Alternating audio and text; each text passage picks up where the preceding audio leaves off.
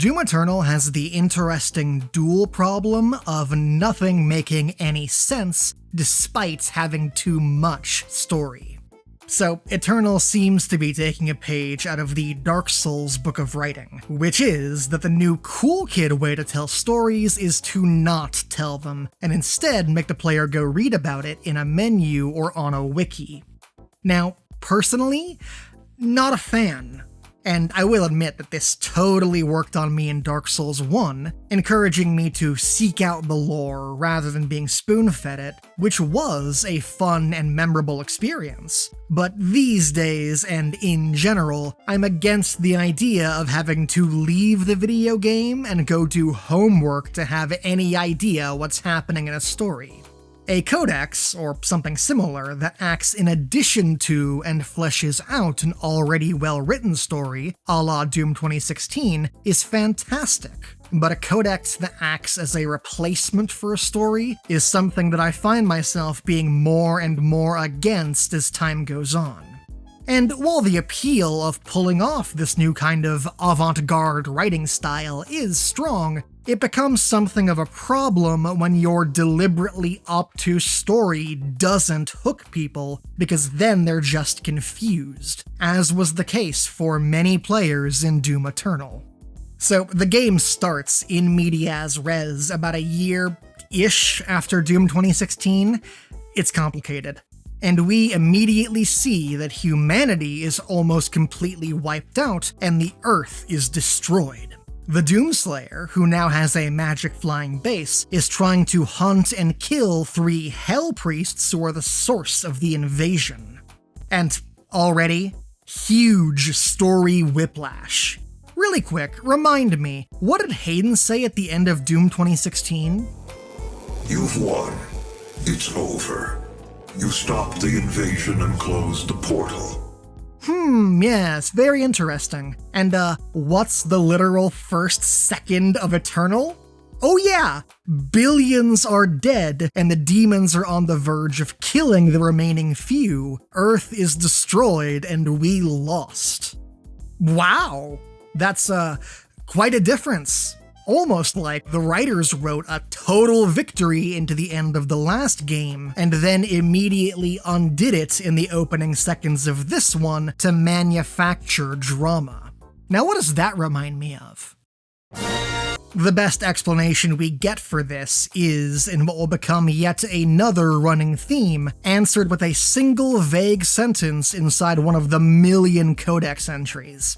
So, apparently the Hell Priest Diag Renak was already on Earth before everything that went down in the last game, somehow.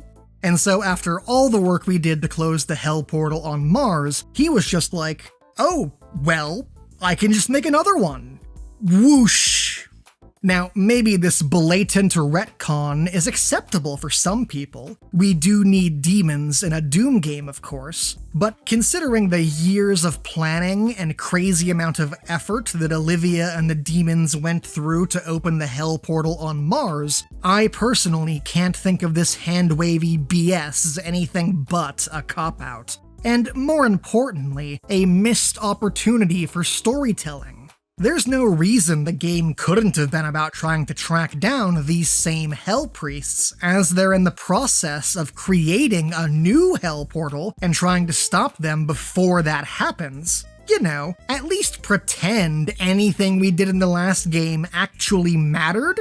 But no, turns out the entirety of Doom 2016 was a complete and total waste of time because everybody died anyway between games.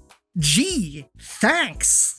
And on that note, if the Hell Priests were this big of a threat, we maybe should have mentioned them in the last game? Or Hayden shouldn't have acted like we definitely won and then got rid of us? Especially when you know he's the Seraphim and so knows about the Hell Priests? So yeah, as far as I'm concerned, the writers just poofed this conflict into existence from nothing. Does it take off from the ending of Doom 2016 in a way that people would expect, or? Yeah.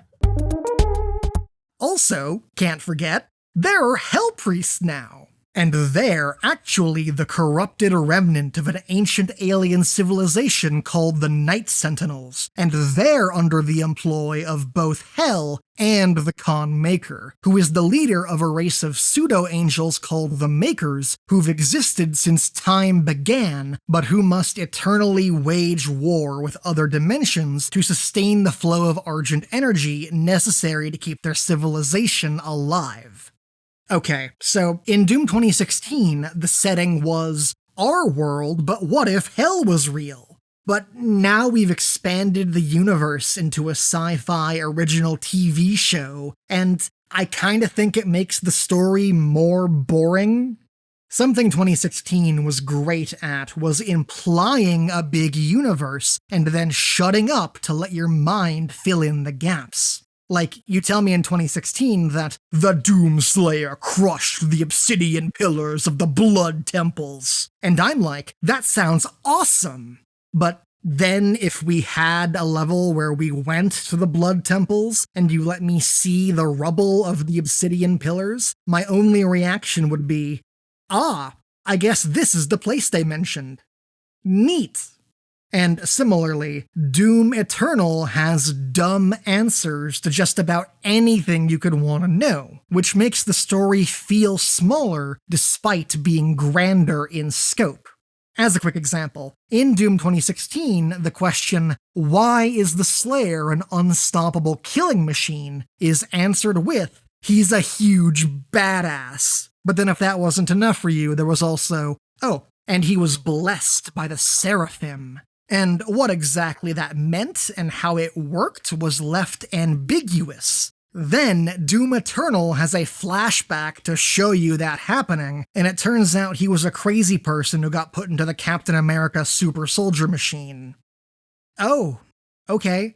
So, everything special about him came out of a bottle. Neat, I guess.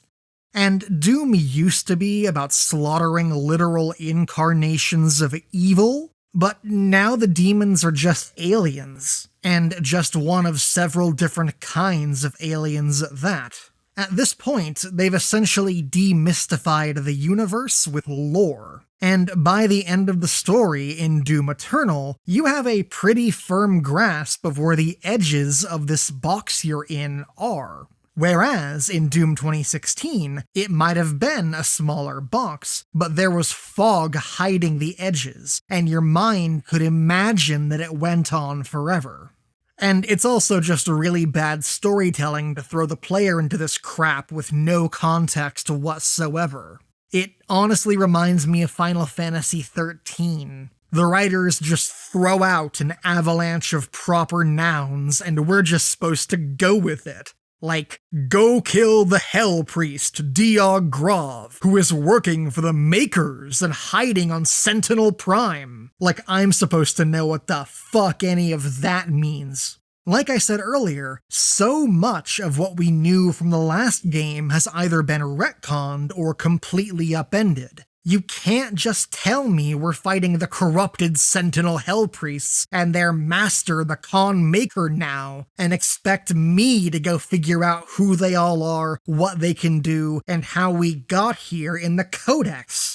Or, at the very least, you need to do a better job of explaining that they all have different Horcruxes, and that's why we can't kill them all on sight, because that will 100% confuse every player who is trying to engage with the story on their first run. Everything I thought I knew has been thrown out the window. I have no context for any of this. I have no idea what is happening. So you need to give me some story to hold on to here.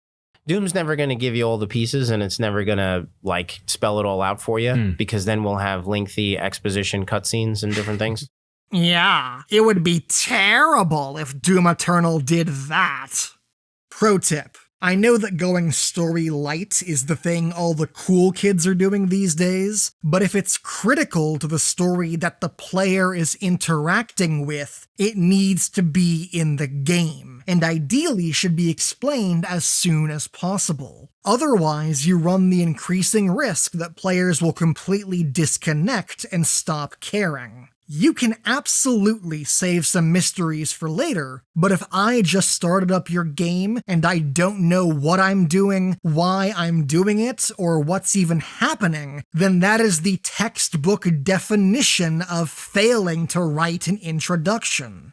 For an example of how to do it right, Doom 2016 also opens in medias res, but all of the setup you need gets explained quickly and through the gameplay. The first goal the Doomslayer has after waking up is to figure out what the heck is going on. Fantastic start. I also want to know what the heck is going on. There's the initial hook to keep me engaged in what's happening. And for comparison, the first goal in Eternal is interrupt the Dagic Council. Oh, of course! Why didn't I think of that? And whether you like this Skype call scene or not, it undeniably does give you all the context you need to understand the story at a baseline. Plus, later on, you even get to learn the backstory of how you got entombed in a sarcophagus and retrieved by Samuel Hayden without having to read about it in a submenu of an in-game wiki. What a concept. While you're blowing shit up, you've just got a little question in the back of your mind, like, what the hell am I? Like, why was I in a sarcophagus? And it's sort of like, good, we'll answer that later, if you keep paying attention. But if that same plot point was in Doom Eternal, it either wouldn't have been answered, or I would have had to read about it in the Codex. And this is the horrible contradiction of Doom Eternal in action. The writers wanted to expand the universe and the story, to pull the camera out and to go biggerer and more epic, but you can feel them trying to do that while pushing against the idea that Doom games shouldn't be about the story. And so they add more and more in to fulfill that grander vision, all of which still has to be locked away in the Codex to avoid interfering with gameplay, which only results in this new, bigger story making less and less sense, because all of the information you need to understand it has been deliberately excised from the actual game part of this video game. If the writers really wanted to expand the universe while staying story light, that means they needed to lean really hard into other ways of telling the player that information, like environmental storytelling, or Doomslayer character acting, or audio logs, or holograms, all of which they have either lessened or just flat out removed since 2016. Point being, trying to tell a really big, complicated story in a game that prides itself on not telling you anything about the story, it turns out, was not a recipe for success.